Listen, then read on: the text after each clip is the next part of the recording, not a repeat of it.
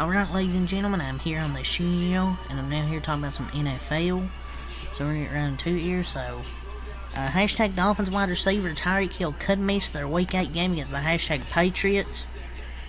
Quote, sounds like a real possibility per at Rap Sheet.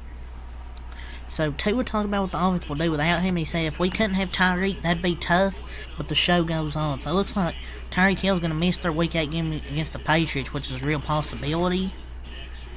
No Hill or Mostert probably, which will be pretty tough, but it means the Patriots. So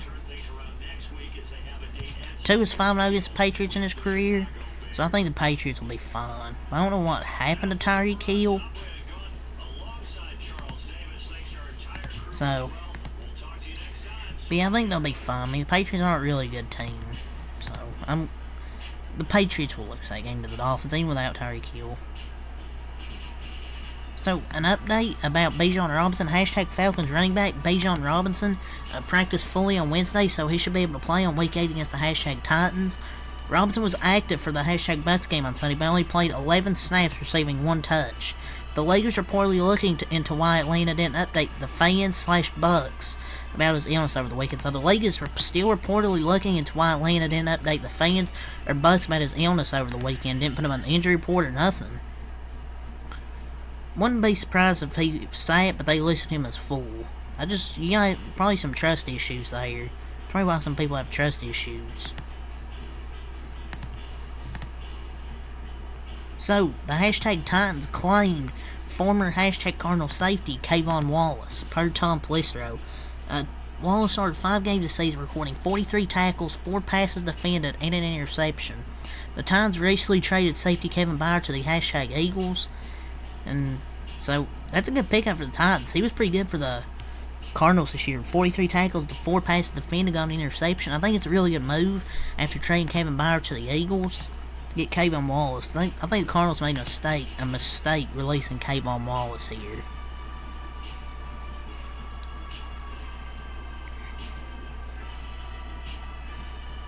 So we have an update on Brock Purdy. So an update. Hashtag 49ers QB Brock Purdy is in concussion protocol after the hashtag Vikings game. So it looks like Brock Purdy's now in the concussion protocol. He started showing symptoms after he won the quarterback sneak. So it's not just some type of injury or he's faking. So apparently an update to this. Hashtag 49ers QB Brock Purdy is unlikely to play the hashtag Bengals on Week 8 per Adam Schefter. Former Jets 3rd overall pick Sam Darnold will start for the Niners if Purdy can't go. The 49ers are coming off a short week after playing on Monday Night Football. So Brock Purdy suffered a concussion, I believe. It was on a quarterback sneak.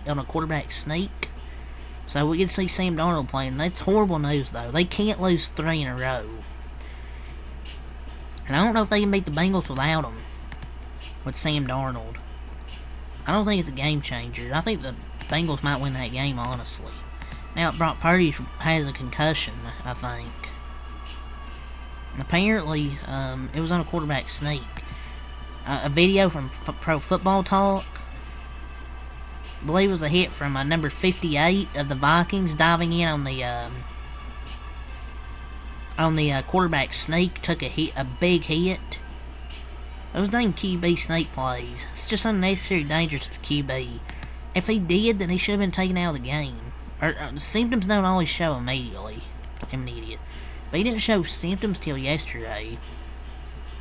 Or till the day later. That's just a QB sneak. That wasn't even a tush push, it was just QB sneak. But that can happen, man. That happens. That happens. But update. Rams coach Sean McVay's wife, Veronica, gave birth to their son, Jordan John McVay. The team announced. So, good for Sean McVay, I guess.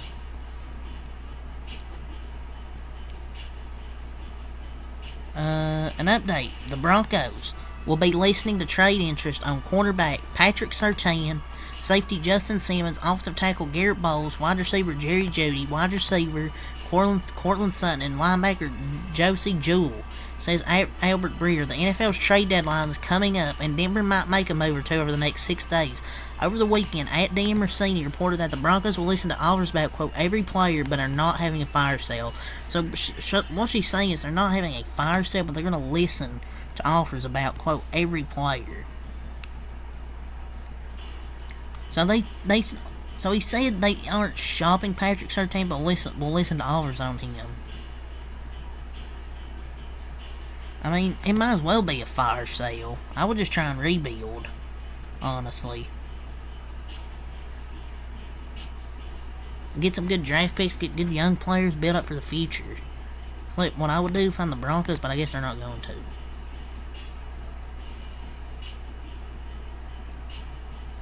So, update. The hashtag Patriots are expected to sign back quarterback/wide receiver Malik Cunningham per @JFowler ESPN. He'll sign back to the practice squad if he clears waivers. So the Patriots waived him yesterday, only a couple weeks after having him sign a 3-year deal. They also waived Trey Flowers, but now today they've signed back Malik Cunningham. What is Bill Belichick doing, man? What was the point of releasing him just to sign him back to the team?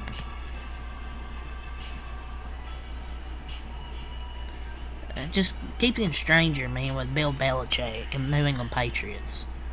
So an update. Hashtag Bucks quarterback Baker Mayfield and wide receiver Chris Godwin are questionable for the hashtag Bills game on week 8. So those two looks like are questionable for that week.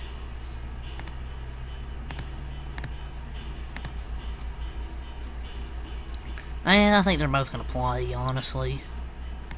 But if Chris Godwin doesn't play, Mike Evans won't have to step it up big in that game.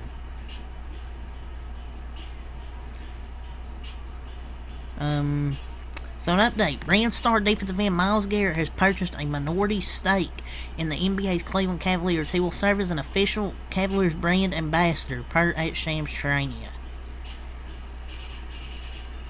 So a minority stake now purchased for the Cavs by Myles Garrett. Former Dolphins linebacker Kyle Van Noy says he felt he was in the middle of a civil war during his time with Miami via the Punchline Pod. There was reportedly a power struggle surrounding quarterback Tua Tagovailoa between then coach Brian Flores and GM Chris Grier. Kyle, I believe I was just in the middle of a civil war between the GM and head coach. That might have been one of the best choices they made, honestly. It seems he was causing more harm than good. So, I think they made the good choice in hiring a Mike McDaniel. So, I think it was a good move. It's basically just like a power struggle.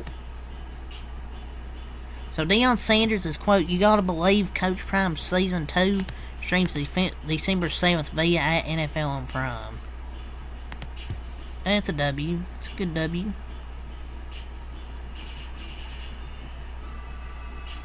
So apparently, Saints quarterback Derek Carr was caught on mic'd up during the Jaguars game, screaming at Chris Olave in that viral clip, "What are you doing? Run!" Too bad he threw like 10 yards out of bounds. He overthrows it out of bounds. Is like, oh, should have run it. Like. So an update. The hashtag Seahawks are hosting former Broncos Chiefs defensive end linebacker Frank Clark per Josiah Anderson. So I think that would be a good addition. It would be a great pickup. And it was confirmed that the hashtag Seahawks are signing pass rusher Frank Clark pending a physical per at Rap Sheet and at Josiah Anderson, which is a really good pickup for that defense. Everyone expected him to return to the Chiefs, including me. Instead, he's returning to Seattle, which I think is a W move. A good signing to find a player to fill in for Nwosu.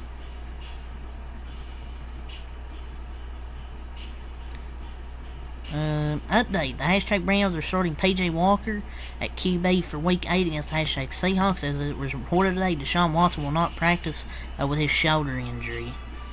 So, yeah, Deshaun Watson's time with Cleveland's been a disaster, man.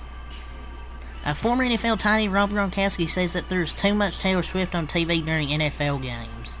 Well, he's speaking for all of us here.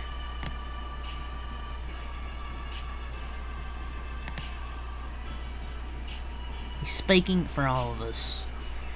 Per report, Panthers linebacker slash defensive end Brian Burns is not available for trade, according to ESPN. The Rams offered 2 first and a 3rd round pick for Burns last year at the deadline, but the Panthers declined. Makes sense, they won't trade him. The team needs a lot more than one player. Panthers front office has kind of just been a joke. They've traded so many players, but they won't trade him to forget all those picks.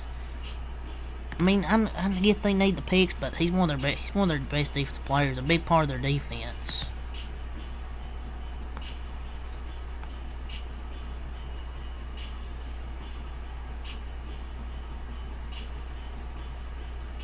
Update: Giants coach Brian Daboll personally told running back Saquon Barkley that the team will not be trading him at the trade deadline. Quote, not happening. Not a single person is surprised about this, honestly, including me. That's not surprising.